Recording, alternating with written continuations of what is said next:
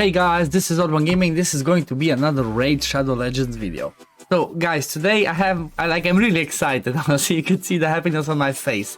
I have recently done a takeover trying to help out a friend Skyfox from on my Twitch, and I built the Myth Seeker comp. Like, I've never done it before. I've seen I've seen it on the Jedi's website.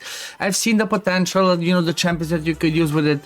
But the thing is, like, I couldn't make it work. I couldn't make it work to do like the one kit that I tried to, keep trying this, keep trying that. Skyfox built it himself using the, using Tatura for the block debuffs, because that's the whole idea of this comp. Because he doesn't have a Deacon with it, you can do it just a Seeker, but you need a block debuff champion in there. He was doing it with Tatura. It was a 2-key Ultra Nightmare.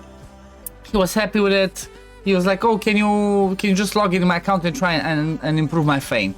Well, guess what? I logged in, I had a look at it and said, okay, I'm gonna improve your Feign, but I was like, okay, you have a Brogni, why are you not using Brogni? And you're using that one. I said, he was like, yeah, well, I'm using Brogni for other stuff. So I said, okay, let's try and see if we can actually do something with it and have Brogni built in, in such a way that we can actually use him for other content, not just for the clan boss. So the way that I'm gonna do it, guys, is I will play the video, I'm gonna show you how the team actually works, and then we're gonna come back, check the damage that it dealt, and I'm gonna explain every single thing that I've done, because I've been tweaking it for the last few hours to try and min-max it to the max, to the best of its potential, and I'm gonna explain everything and why I've done what I have done. So be right back, guys, see you in a bit.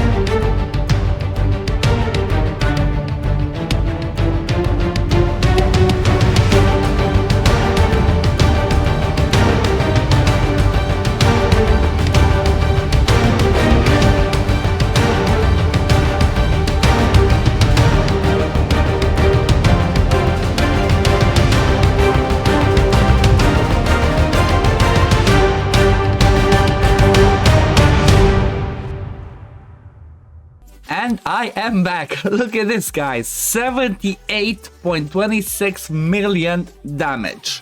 This, bearing in mind, we have Seeker and Underpriest Brogni being wrong affinity for Force. So I'm expecting, obviously I didn't get the chance to test it too much because it's, this is like one of the first times I've done it. I've done it the night before, I tweaked some stuff, did this, did that. So I guess another bad one that can be for us would be the Spirit, the Magic Affinity, where Feign is wrong affinity. But honestly, I'm expecting this to be an always 1-key Ultra Nightmare. I mean, look at the insane damage. 17.5 million damage from Brogni, 27 million from Feign. Let me move myself a little bit out here. Then we have Seeker with 14 million damage, Demytha with 5.7, and wait, the other way around, Icatun with 13.6 million damage. So this team is insane. Like, it's so good. Honestly, I haven't seen too much. Like, I haven't seen too much being used. I haven't looked into it too much. I just know the build itself. Like, I took it from there with Jedi's. That was already put there. The speeds were already there. I didn't check it myself. I was like, okay, let me try and tweak and min-max it and see what I can do. And boom, look at it, 78.26 million damage. So this is awesome. This should be a 1 key. Always, I would recommend always going on Affinity, because obviously Brogni can get more damage from his shield procs, but it might be a 1 key on Void as well. I haven't tested it, but you know, since it's Affinity friendly, always hit it on Affinity. Don't worry about hitting it on Void, but you can test it. I guess you can test it, might be able to be on Void as well. So let me show you the preset now that we use, and then I'm gonna show you the builds and explain every little piece of the, you know, of the puzzle, to say so.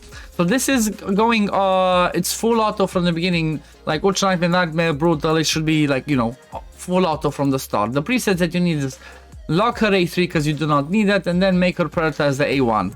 Demytha open with the A1, priority A2, then second priority A3. Seeker priority A2 in case he doesn't use it, but he will always use it. Feint, nothing, because she's gonna do the usual stuff. Like, the Feint spot can be anybody, it can be any DPS. Can be Feint, can be Jintoro, can be Draco.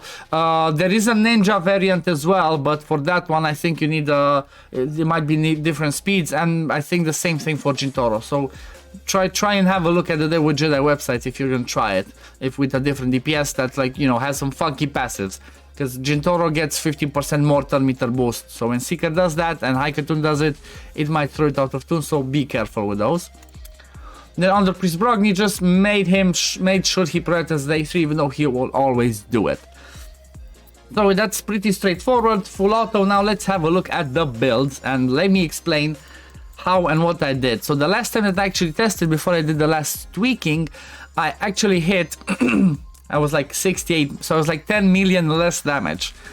After those tweaks, what I actually did, guys, to min-max the hell out of it, is I put Revenge wherever I could. The Revenge accessory is a 5% chance to counterattack when hit. Bear in mind this, on Affinity, when the clan boss hits on the first AoE, he hits 4 times. So this one is a 5% on each of those 4 hits. At the same time, the second AoE, I think it's a double hit, or if I'm not mistaken still. Again, 2 chances to proc this. So if you have 2 pieces, then it's like, you know, the chances go higher and higher. So having even this little 5% chance of a Revenge accessory to proc works. So look at this. This is a defense. This doesn't help us with anything. This is an HP 1. Doesn't matter. It still helps us because guess what? We have more chances to counterattack and proc those War Masters. On him, again, Revenge accessory. Seeker, Revenge, and Blood Shield. The reason why I put Blood Shield on him is, guess what? If you noticed on the first AoE, Seeker loses the shield. The first AoE is the one that hits 4 times. So, because of that, because it hits 4 times, it has 4 chances of proccing the Giant Slayer proc from Brogni's passive, from this one, whenever, so it says like this, whenever an ally under shield is attacked, reflects 25% of the damage inflicted on the shield back to the attacker. It reflects 0 damage because it has block damage, but it can proc the Giant Slayer. So every shield that we have on every champion is hit 4 times, so there's a 30% chance from this one, from the Giant Slayer Mastery, the 30% chance that they can proc that damage. So the more people have the shield, the better. The only one that cannot have the shield on the first AoE is Demytha, because the Blood Shield ring only puts a shield for 1 turn. So Blood Shield ring here helped us a lot, because guess what? He gets more attacks and he gets those 4 attacks, and that's like lots of AoEs, and there's lots of damage that we can proc. Revenge accessory, same thing. At the same time, Retaliation is one of the best sets you can use in this type of team. That's why I have Retaliation on Seeker. It's the best that we had. We couldn't do it on more people. You could even get it, like, I would especially say on somebody like Demytha, because her damage is not going to be as crazy, because she has to be the fastest. You will need to, if you can do Retaliation on her, do it, because you'll have more chances of counterattacking, doing more damage. Feint, same thing, even if it's 1 piece, I put that 1 piece on her. Haikatun, 1 piece, I put that 1 piece of Revenge on her. even that just one little piece can mean a lot of damage procs, because you have so many chances to proc on every single AoE and do more War Master damage. And like I explained, before I put all of these accessories on everybody, I did 10 million less damage, guys. So that RNG can give us like 10 million more damage. At the same time, like I said, the Blood Shield or Revenge, Toxic on Haikatoon because Pain doesn't put enough poisons. If you would have Draco, you wouldn't put Toxic because that's enough. So now, after I explain it, like, you know, after all my excitement, let me show you actually the builds. So Demytha, these are her masteries. Let me move myself here. I took this one so she doesn't take the stun, but she wouldn't usually do it, but, you know, just to be safe. And then this crit rate, crit damage, and War Master, you know, the usual clan boss masteries. These are her stats. 22 speed, this is the speed they do, 100% crit rate. See, nothing too crazy, but you know, she does War Master, lots of damage. Then let's see, the second fastest, Haikatoon, 255, 100% crit rate. Decent attack, like good attack, but decent crit damage. You could get some more crit damage if you could in there, but you know, we didn't have good enough Toxic. Mastery, same thing, crit rate, crit damage. And again, steadfast to try and avoid. I mean, this is the mastery that he had that didn't even change it. So I guess this one's, you know, gonna help to avoid, I guess, taking the stun. But one of the two will still take it. So I guess instead of Haikatoon is gonna be Feign, but we're covered, so you do not care. Then Seeker's masteries, usual stuff, crit damage. I guess these ones, defensive support doesn't really matter because this is the only one that gets us affected. We do not take the stun, so I guess I just took it because why not? In case it's gonna change one day, these masteries might help for other content. This is 185 speed, overkill on the crit rate. That's what we could do on retaliation. Good attack, decent crit damage. This could obviously we can min max it and get it better. Like I said, the Blood Shield ring, it's an HP 1. Doesn't even matter. Just having that little bit of a shield there can give us the chance to proc the Giant Slayers from Iron Brago. Then we have Iron Brago, since we're talking about him. Again, damage build, look at this. So we made him 174 speed, that's the speed we want, 100% crit rate, good attack, good crit damage. And we even gave him some accuracy, because he's like, I'm gonna use him in other areas, so I gave him some accuracy as well, why not? He's still gonna be useful for other places. He still also has decent HP and decent defense, so he's not gonna be extremely squishy.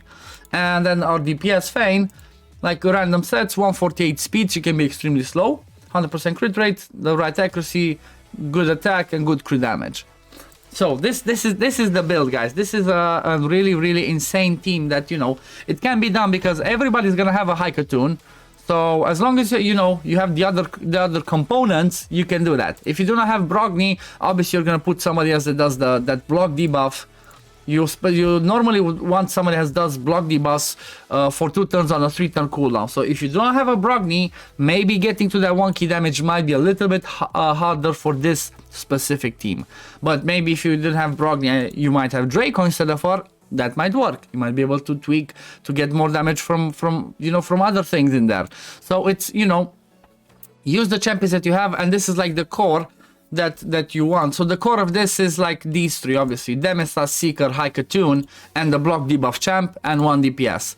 But at the end of all this, I want you to bear in mind and keep it in mind how important it is to have the revenge accessories on them, even if it's just one. That little bit of RNG of proccing that retaliation to do the damage can mean a lot. And this baby Blood Shield over here can mean a lot again, because like I said, every time the first AoE comes and he gets hit 4 times, that means a lot.